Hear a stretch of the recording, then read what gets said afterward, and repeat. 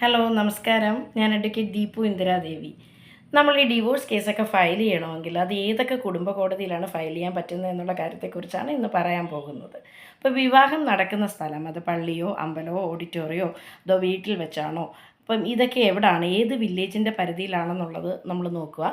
ആ വില്ലേജിൻ്റെ അധികാര പരിധിയിൽ വരുന്ന കുടുംബ കോടതിയിൽ നമുക്ക് കേസ് ഫയൽ ചെയ്യാൻ സാധിക്കും.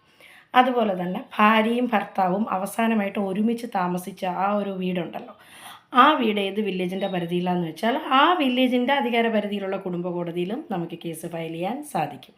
അതുപോലെ ഹർജി കക്ഷിയുടെ അഡ്രസ്സ്, ആ ഒരു വീട്ട് അഡ്രസ്സ് ഉണ്ടല്ലോ, ആ റെസിഡൻഷ്യൽ അഡ്രസ്സിൻ്റെ ആ ഒരു ഏത് വില്ലേജിലാണെന്ന് വെച്ച് കഴിഞ്ഞാൽ അതിൻ്റെ അധികാര പരിധി വരുന്ന കുടുംബ കോടതിയിലും സാധിക്കും. അതുപോലെ തന്നെ എതിർ കക്ഷിയുടെ അഡ്രസ്സിൽ ഏത് വില്ലേജിലാണ് ഉൾപ്പെട്ടതെന്ന് വെച്ചാൽ ആ വില്ലേജിൻ്റെ അധികാര പരിധിയിൽ വരുന്ന കുടുംബ കോടതിയിലും ഫയൽ ചെയ്യാൻ സാധിക്കും.